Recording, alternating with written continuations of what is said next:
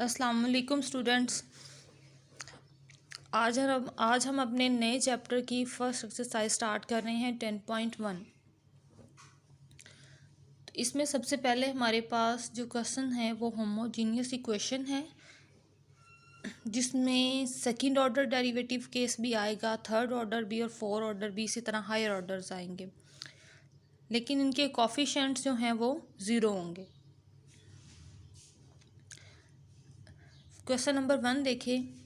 9d² minus 12d+4 into Y equal to 0। ये equation हमें given है और ये इक्वेशन हमारे पास होमोजीनियस इक्वेशन है, लीनियर, और ये सेकंड ऑर्डर है क्योंकि d² लिखा हुआ है। d आपको प्रीवियस वीडियो में भी बताया था कि d आपका इज़ इक्वल टू है d/dx। ठीक है, एक्चुअली में इस एक्सरसाइज में तो ये वाला रिज़ल्ट यूज़ करने की ज़रूरत नहीं पड़ेगी, लेकिन फर्दर जो क्वेश्चंस हमारे पास आगे आएंगे उनमें हमें ये रिज़ल्ट यूज़ करना पड़ेगा। सबसे पहले हमने क्या लिखा, इसकी कैरेक्टरिस्टिक इक्वेशन। जो क्वेश्चन भी आपको होमोजीनियस इक्वेशन में दिया जाएगा, आपने उसकी कैरेक्टरिस्टिक इक्वेशन बनानी है। वाई यहाँ से वैनिश खत कर देना है। सिर्फ y वैनिश करने से रिमेनिंग वाली जो इक्वेशन है वो आपके पास कैरेक्टरिस्टिक इक्वेशन बन जाएगी। और अब हमारा काम ये है कि हम इस इक्वेशन को सॉल्व करेंगे for the value of d। इस तरह से हम आम क्वाड्रेटिक इक्वेशन को या क्यूबिक इक्वेशन को सॉल्व करते हैं to find the value of x, उसी तरह से हम यहाँ पे d की वैल्यू फाइंड आउट करेंगे। क्लियर? इसके पेयर बन रहे थे इजीली, तो मैंने यहाँ से इसके पेयर बना दिए 6/6 से, क्योंकि देखिए जब 9 को 4 से मल्टीप्लाई करेंगे तो 36, और 36 के लिए अब हमें सब इनकी एडिशन चाहिए, तो वो -6 और -6 आ गया इजीली। पेयर कंप्लीट हुए तो पेयर हमारे पास दोनों सेम आ रहे हैं, 3d-2 होल का स्क्वायर। अब इस अंदर वाले रिजल्ट से जो रूट भी आएगा वो डबल टाइम आएगा। जितनी पावर हमारे पास होगी उतनी ही टाइम वो रूट रिपीट हो रहा होगा। अब यहाँ से अंदर से जो रूट आएगा वो 2 टाइम रिपीट हो रहा होगा, तो ये हमारे पास रेपिटिशन वाला केस बनेगा। जो केसेस हमने कल स्टडी किए थे ये उनमें से रिपीटेड रूट यानी सेकंड वाली जो कंडीशन थी उसके मुताबिक इसके रूट्स बनेंगे। इट्स मीन कि हमारे पास रूट्स बने 2/3, 2 टाइम 2/3। क्लियर? ये हमारे पास 2 रूट्स आ गए। जनरल सोल्यूशन लिखने के लिए हमारे पास रूल है कि अगर हमारे पास डिफरेंट रूट्स आते हैं तो वो सिंपल कांस्टेंट के साथ एक्सपोनेंशियल की पावर में चले जाते हैं, कोई से भी अगर वो डिफरेंट रूट्स हों। लेकिन अगर वो रिपीटेड रूट्स हों हमारे पास, रिपीटेड रूट्स के लिए क्या होता है, दोनों में C1 exponential the same case, और अगर सेकंड वाला भी रूट हमारे पास लेट्स सपोज a ही आएगा तो उसके लिए हम ये कंडीशन लगाते हैं C2x एक्सपोनेंशियल ax। तो इसमें से जब एक्सपोनेंशियल हम कॉमन लेंगे तो हमारे पास ये रिजल्ट बन जाएगा। क्लियर? यानी जितने टाइम्स नंबर रिपीट होता जाएगा हम फर्दर उतने ही टाइम्स x से मल्टीप्लाई करवाएंगे। यहाँ पे सबसे पहले x की पावर 0 है, फिर x की पावर 1 है। अगर इसके बाद भी कोई रिजल्ट रिपीट हो रहा है, यानी अगर कोई रूट 3 टाइम आ रहा है, तो फिर हम क्या करेंगे, x का स्क्वायर कर देंगे और साथ में वही एक्सपोनेंशियल जो है वो मल्टीप्लाई हो जाएगा। तो अब यहाँ पे क्योंकि 2 टाइम रूट रिपीट हो रहे थे तो हमने यहाँ से सिर्फ x के साथ इसको लिखा और ये हमारा आंसर बन गया, और एक्सपोनेंशियल 2/3 x हमारा कॉमन चला गया। होप कि आपको मेथड जो है वो क्लियर हो गया होगा। बहुत इजी क्वेश्चन है, आप प्रैक्टिस कीजिएगा, आपको भी इजी लगेंगे। क्वेश्चन नंबर 3 देखें। क्वेश्चन नंबर 3 में हमारे पास एक क्यूबिक ऑर्डर डिफरेंशियल इक्वेशन है। कैरेक्टरिस्टिक इक्वेशन मैंने लिखी, ये कैरेक्टरिस्टिक इक्वेशन हमारे पास है। अब क्यूबिक इक्वेशन का रूट फाइंड आउट करने का हमारे पास मेथड ये है कि हम सबसे पहले आर्बिट्ररी कोई वैल्यू इसमें पुट करते हैं और चेक करते हैं कि क्या इस वैल्यू के लिए हमारी क्वाड्रेटिक इक्वेशन सेटिस्फाई होती है।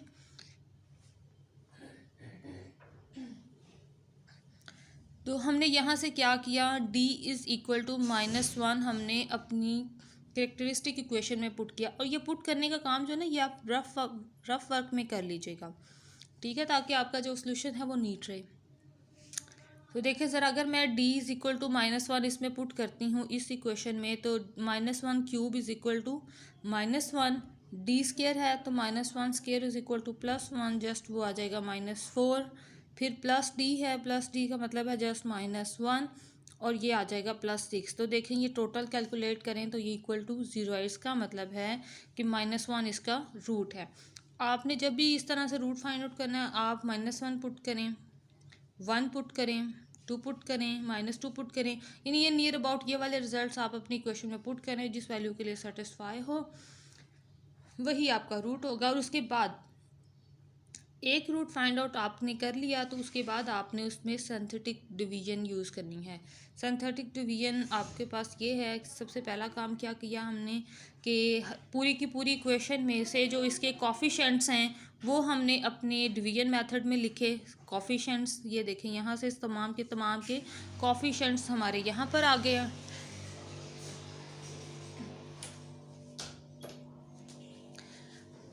और जो हमारे पास रूट है जो हम ऑलरेडी फाइंड आउट कर चुके हैं -1, जो वो हमने ये बाहर लिख लिया। अब हम इसको डिवाइड करते हैं, डिवाइड किया तो ये आ जाएगा -1 -5, दोनों को ऐड करके मल्टीप्लाई किया 5, ऐड अप किया 6, और ये अगेन -6। ये हमारे पास रह गया सिर्फ ये वाला अंदर वाला रिजल्ट।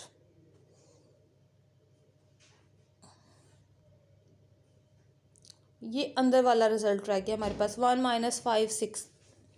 अच्छा स्टूडेंट्स, यहाँ से मैंने क्या किया, मैंने इसी मेथड से जैसे मैंने इसके लिए -1 का रूट फाइंड किया था, मैंने इस इक्वेशन के लिए भी रूट फाइंड किया है। टू रफ वर्क में जाके मैंने क्या किया, रफ वर्क में जाके मैंने इस तरह से सिंथेटिक डिवीजन इस पर अप्लाई की। पहले 1 पे कर लें, प्रैक्टिस के लिए बता रही हूँ मैं कि आप कैसे फाइंड आउट कर सकते हैं। 1 पे किया, ये देखें ये इजी हमारे पास है कि ये नॉट इक्वल टू 0 आ जाएगा। तो यहाँ से ये क्या हो गया, ये तो हमारे पास फेल हो गया। इसी तरह -1 2 और क्लियरली 5 के 6 के, आप यूँ समझें कि यहाँ से ये वाला नंबर फाइंड करना आपके लिए कैसे होगा कि आप ये वाला नंबर लें। 6 के फैक्टर्स कैसे बनते हैं, 1 6, तो आप 1 से डिवाइड करके देख लो इसको। ओब्वियसली नहीं हुआ, अभी हमने ट्राई किया था। और उसके बाद 6 के फैक्टर्स क्या बनते हैं, 2 और 3, तो आपने क्या करना है, इसको 2 पे डिवाइड करके देख लेना है। तो ओब्वियसली ये आपका 2 पर हो जाएगा, ठीक है। तो जब 2 पर हो गया मेरे पास, तो ये मेरे पास आंसर आ गए और ये कम्प्लीटली इस पर डिवाइड हो गया, रिमेनिंग 0 था। अब आपके पास जब ये 2 फैक्टर बच जाएंगे तो आपने क्या करना है, अगर यहाँ पे इस प्लेस पे 1 हो तो यहाँ पर जो नंबर भी है उसको नेगेटिव से मल्टीप्लाई करवा के बाहर लिख लें। तो -3 से मैंने नेगेटिव से मल्टीप्लाई करवाया तो ये +3 हो गया। डिवाइड करवाने से ये मेरे पास रिमाइंडर है, कांस्टेंट नंबर है, 1 रह गया, उसको हम निगलेक्ट कर देंगे। ये तीनों हमारे क्या हैं, ये तीनों हमारे रूट्स आ रहे हैं। आप चाहें बच्चों तो इसको वापस आप क्वाड्रेटिक इक्वेशन में चेंज कर दें इस तरह से, डी स्केयर -5d + 6 = 0। और जिस तरह से आपने क्वाड्रेटिक इक्वेशन को सॉल्व करना सीखा हुआ है, आप वैसे इसको सॉल्व करके इसके रूट्स फाइंड आउट कर लें, ठीक है। ये आपकी मर्ज़ी होगी, ज़रूरी नहीं आप टोटल सिंथेटिक डिवीजन पे इसको सॉल्व करो।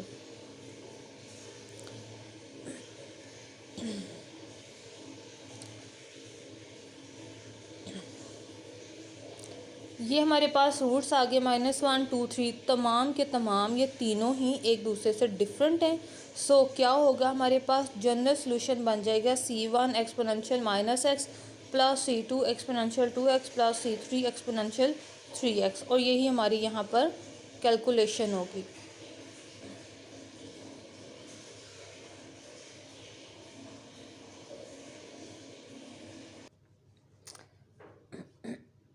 ओके स्टूडेंट्स, तो नेक्स्ट हमारे पास अब क्वेश्चन नंबर 6 है। क्वेश्चन नंबर 6 में भी देखें इसी तरह से एक क्यूबिक इक्वेशन है हमारे पास। सबसे पहले हम क्या करेंगे, इसका हमने फाइंड किया इसकी कैरेक्टरिस्टिक इक्वेशन, यानी y को वैनिश किया और रिमेनिंग तमाम टर्म्स को एज इट लिखा। अब ये हमारे पास हमारी इक्वेशन है। सबसे पहले हमने आर्बिट्रेरी इसका रूट फाइंड किया, इसमें 1 पुट किया, 1 से सेटिस्फाई नहीं हुआ, -1 पुट किया तो -1 से ये इक्वेशन सेटिस्फाई हो गई। लो सो डी इज इक्वल टू -1 इसका रूट है हमारे पास। ये सिंथेटिक डिवीजन हमने इस पे अप्लाई की, इसके कोफिशिएंट्स लिखे 1 -6 3 10, -1 से इसको डिवाइड करवाया तो हमारे पास रिजल्ट बन गया यहाँ से 1 -7 10 और इक्वल टू 0। अब ये भी हमारे पास नीचे क्यूबिक से क्वाड्रेटिक इक्वेशन बन गई। इसके लिए रूट फाइंड किए मैंने रफ वर्क में सिंथेटिक डिवीजन अप्लाई करते हुए। 10 आता है हमारे पास, 1 × 10 1 से सेटिस्फाई नहीं हुआ, फिर 2/5 तो 2 से सेटिस्फाई करवाने की कोशिश की तो 2 से सेटिस्फाई होगी इक्वेशन। सो मैंने नीट वर्क में आके इसे 2 से डिवाइड करवा लिया और इजीली ये मेरे पास रूट इक्वल टू 0 आ गया। इसकी टोटल जो कैलकुलेशन है इसकी डिवीजन 0 आ गई और रूट मेरे पास 2 आ जाएगा। तो हमारे पास 2 रूट्स आ चुके हैं, -1 एंड 2। अब मेरे पास यहाँ पे रिजल्ट रह गया है 1 और -5। सिंपल मैंने क्या किया, -5 था तो उसको +5 से जो है वो डिवाइड करवा लिया। -5 को -1 से ही मल्टीप्लाई करवा के ये मेरे पास थर्ड रूट भी आ गया। जब मैंने +5 से डिवाइड करवाया तो ऑब्वियसली मेरी डिवीजन में लास्ट आंसर भी 0 रह गया। सो ये कम्प्लीटली डिवाइड हो गया। अब मेरे पास रूट्स आ गए टोटल -1 2 5, तीनों डिस्टिंक्ट हैं, डिफरेंट हैं। सो इसका आंसर बन जाएगा हमारे पास ये कंप्लीट। देख लें ज़रा अच्छे से।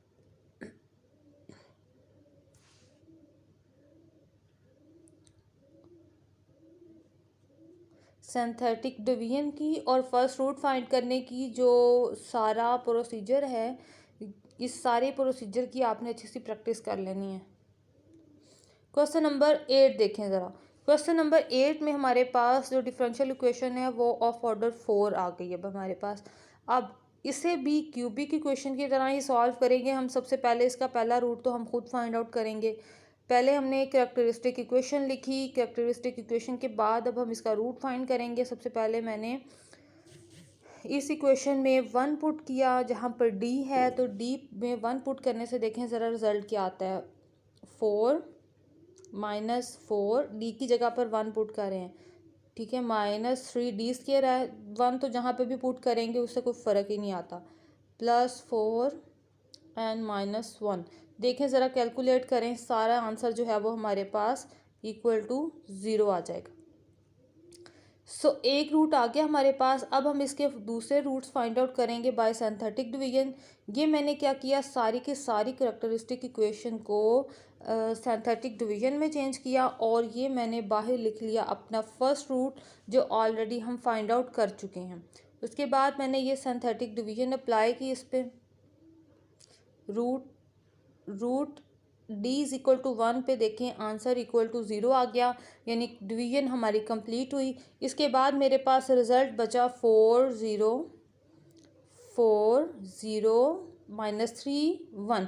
अब मैंने क्या किया, इनके लिए सिंथेटिक डिवीजन के अकॉर्डिंगली मुझे कोई एक नंबर चाहिए जो इसको टोटल सेटिस्फाई कर दे। तो रफ वर्क में जाके मैंने इसको 1 से डिवाइड करवाया, ये कम्प्लीटली 0 नहीं हुआ। फिर -1 से करवाया तो ये टोटल डिवीजन इसकी कंप्लीट हुई और आंसर हमारे पास 0 आया। तो मैंने क्या किया, इसको -1 से डिवाइड करवाया सिंथेटिक डिवीजन में और आंसर अपना 0 जो है वो मैंने हासिल कर लिया। अब मेरे पास नंबर बन गए हैं 4 -4 एंड 1। अब यहाँ से देखें, लास्ट पे नंबर छोटा है और उससे पहले वाले नंबर्स हमारे पास बड़े हैं, तो इसका मतलब ये है कि कोई ना कोई ओवर वाला नंबर है हमारे पास, ठीक है। जो नंबर अब हमारे पास फ्रैक्शन में है वही इसका रूट हो सकता है यहाँ पे। अब यहाँ से मैंने क्या किया, मुझे 4 -4 से लग रहा था कि कोई 2 के साथ इसका मल्टीप्लायर ज़रूर होगा, तो मैंने क्या किया, इसको 1/2 से डिवाइड करवाया।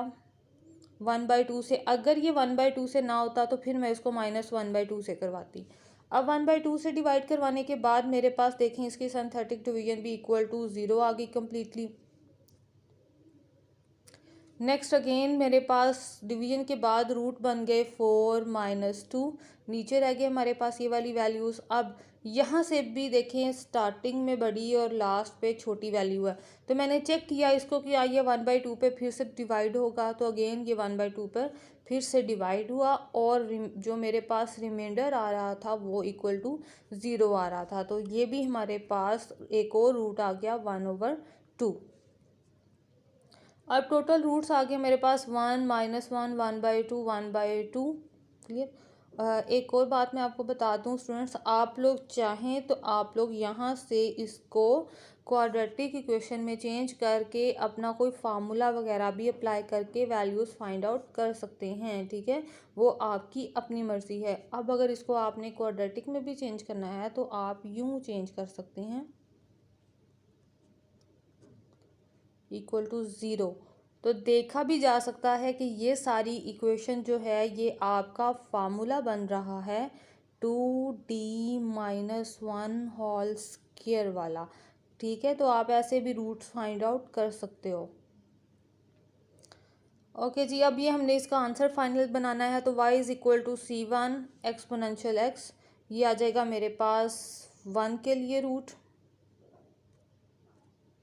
ये 1 के लिए रूट, -1 के लिए ये रूट। क्योंकि ये रिपीटेड रूट्स में आ रही हैं वैल्यूज़, तो यहाँ पर क्या होगा, एक सिर्फ हमारे पास कांस्टेंट होगा और सेकंड वाले कांस्टेंट के साथ x वेरिएबल हो जाएगा। और ये दोनों टर्म्स जो हैं ये एक्सपोनेंशियल के साथ दोनों टर्म्स में से ही कॉमन आ जाएंगी, इन दोनों में से ये कॉमन आ जाएंगी। तो यही हमारा यहाँ पे फाइनल आंसर है। नेक्स्ट क्वेश्चन है हमारे पास क्वेश्चन नंबर 12।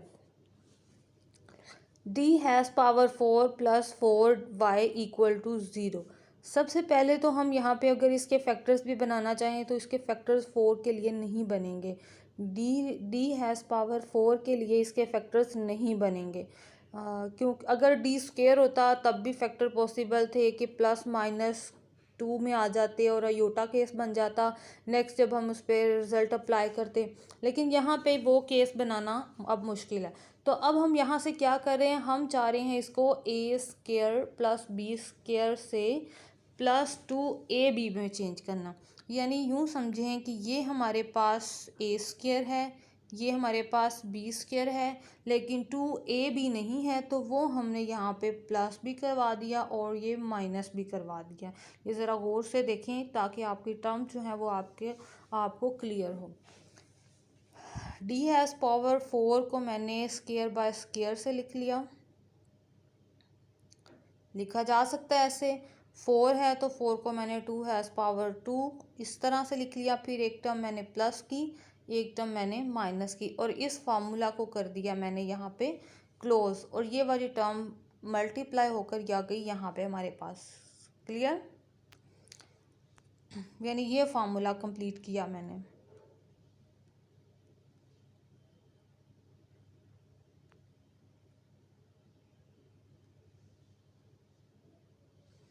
उसके बाद नीचे जब ये रिज़ल्ट बना हमारे पास, तो ये फार्मूला अगेन कंप्लीट हो रहा है। एक हमारे पास a² - b²। अब ये फार्मूला हम किस तरह से ओपन करते हैं, a - b a + b, तो ये दो टर्म्स आ गई हमारे पास। अब ये दो इक्वेशन बन गई। सबसे पहला काम अब हमने किया, कैरेक्टरिस्टिक इक्वेशन फाइंड आउट की हमने। ये कैरेक्टरिस्टिक इक्वेशन आप ऊपर से भी फाइंड आउट कर सकते थे, डायरेक्ट आप इसको इक्वल टू 0 कह के और फिर इसके फैक्टर बनाना शुरू कर देते, तब भी आप इसी वे में सारा कंप्लीट कर सकते थे। अब इन दोनों इक्वेशन को मैंने सेपरेट लिया क्योंकि ये मेरे पास क्वाड्रेटिक इक्वेशन थी, तो मैंने इन पे क्वाड्रेटिक फार्मूला अप्लाई करवाया और डायरेक्ट इनके फैक्टर्स नहीं बन रहे थे, इसीलिए मैंने क्वाड्रेटिक फार्मूला अप्लाई करवाया। तो ये मेरे पास दो रिजल्ट आ गए, 1 + -अयोटा, और दूसरे दो रिजल्ट आ गए मेरे पास -1 + -अयोटा, और ये मेरे पास टोटल 4 रूट्स आ गए। लेकिन एक बात आपने याद रखनी है कि जो हमारे पास ये + - अयोटा वाला केस बनता है, इससे हमारे पास कॉस और साइन आता है। प्लस अयोटा से कॉस फंक्शन और नेगेटिव अयोटा से साइन फंक्शन आता है। और जो ये टर्म बाहर लिखी होती है रियल नंबर वाली, इससे हमारे पास क्या होता है, एक्सपोनेंशियल टर्म दोनों नंबर से कॉस और साइन से मल्टीप्लाई होती है। अब ये आ गया हमारे पास general solution, exponential x C1 cos x plus C2 sin x, क्योंकि यहाँ पे मेरे पास पॉजिटिव 1 था, सो ये एक्सपोनेंशियल पॉजिटिव में आ गया और इससे ये टर्म हमारे पास ऐसे बन गई। -1 से हमारे पास ये टर्म ऐसे आ गई और प्लस माइनस अयोटा से ये टर्म मेरे पास ऐसे आ गई। Complete, clear. यही हमारे पास हमारा फाइनल आंसर है। आपने इसकी प्रैक्टिस करनी है ताकि आपको आसानी रहे। नेक्स्ट हमारे पास है क्वेश्चन नंबर 14। क्वेश्चन नंबर 14 तो स्टूडेंट्स देखें ज़रा 6 पावर तक चला गया। अब इसमें सबसे पहले हम उसी डेफिनेशन से करैक्टरिस्टिक इक्वेशन लिखेंगे। पूरी इक्वेशन में देखें ज़रा डी स्केयर कॉमन आ रहा था, तमाम के साथ हायर डिग्रीज थी, तो स्केयर को मैंने यहाँ से कॉमन ले लिया।